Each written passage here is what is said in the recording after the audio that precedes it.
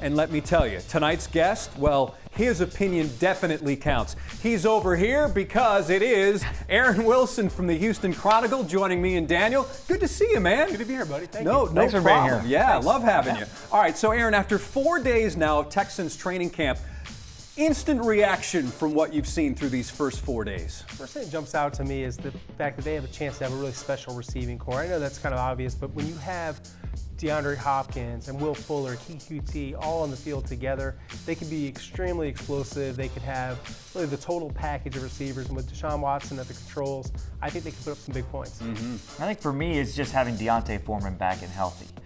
Because he said today or yesterday that he feels as good as he has since high school.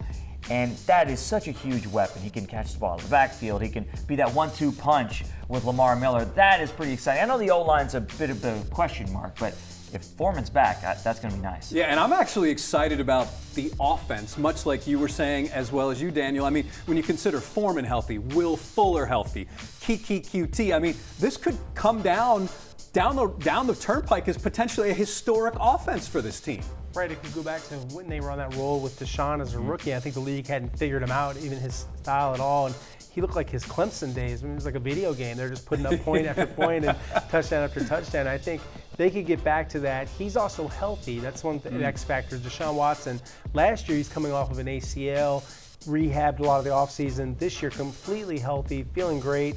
Should be at top form. Now, you wrote about Aaron Colvin, this guy.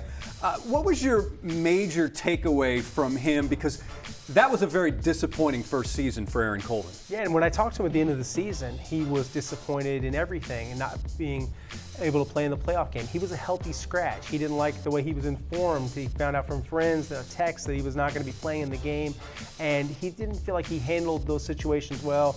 A lot of it he internalized, but he said that the other day, that he felt like he was selfish, that his ego got in the way. He said he wants to be a better teammate, better man.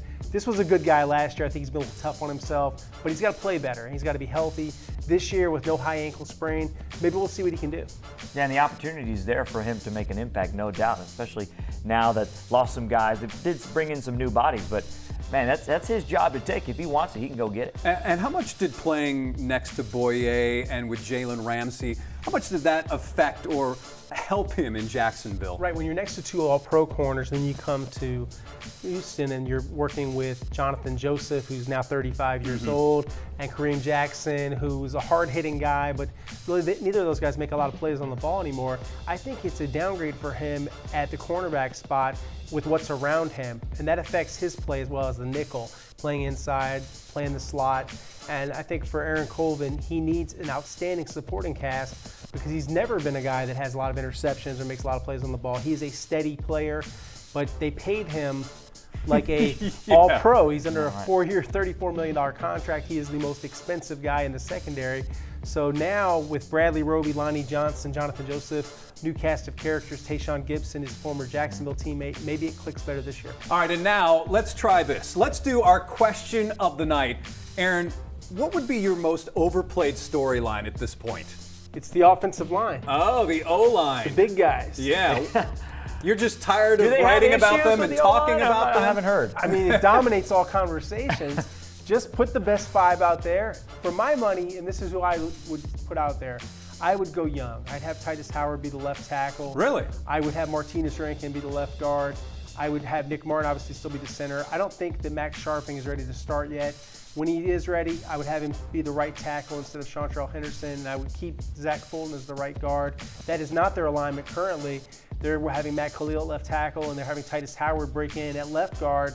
I just want to see them get the most talented guys on the field, coach them up, and get this thing going, because eventually you're going to go that way. We're going to have these first-round picks, second-round picks, get them on the field, get them up to speed. I think that there's no reason to waste time and instead of just going with retreads. And I'm not a fan of the rookie waiting too long to play. I'd get those guys on the field. All right, Daniel. Okay, for me, I'm going to go with the guy that has the ball all the time, with Deshaun Watson. Okay. Every day, I feel like we have a question. Well, hey, what's Deshaun's progress like? Coach, what's Deshaun doing?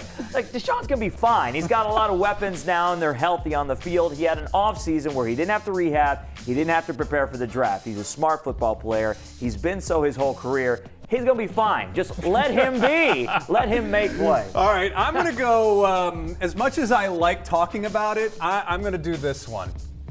No general manager because, right, Aaron? I mean, the other teams, they're going to know who to call. They're going to know what what happens when a potential free agent comes on the market, right? We don't have to worry about this. It's not that big a deal yet. In the offseason, when you have to make big picture decisions about how much you pay your free agents, yes, they have a negotiator, but someone has to tell Chris Olsen, who's an excellent negotiator, who are the guys? How do you identify it?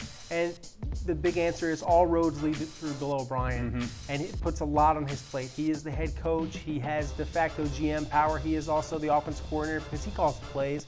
I know Tim Kelly has the title. Bill O'Brien has everything he wants. And if he can't make it work, then Cal McNair's going to have to make some tough decisions about his head coach and the whole future of the franchise. But for now, this is his show to run.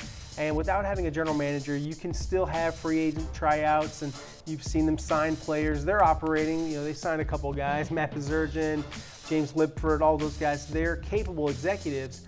But I just worry about who is the guy that sets the vision. How do you make that decision? Because some of the things that they've already put in place, those were Brian Gaine things. Brian Gaine was the one that was, you know, for example, bringing back a Chantrell Henderson, signing a Matt Khalil, bringing in a Tayshaun Gibson, not bringing back a Tyrann Matthews. So a lot of this was under his, you know, really his oversight. And now you have to play with those guys. And if that's not what you want, then obviously they say everything's a consensus decision, and Bill O'Brien signs off on all that. But it was Gaine's vision and his influence that led to all this. So this is the roster. You're not changing a lot right now, not till next year. You got to stay with the key parts. Quickly now, the week 2, which is quickly approaching. What are we looking forward to in this second week of training camp in a couple of days? Jason, I want to see more KHOU. I'm really amazed by what I'm seeing from him, and he is on a good arc with the hamstring. Nothing's wrong with him this year. He's gotten a little bit bigger. Yeah, he did. He put on a little rip. Yeah, he looks good.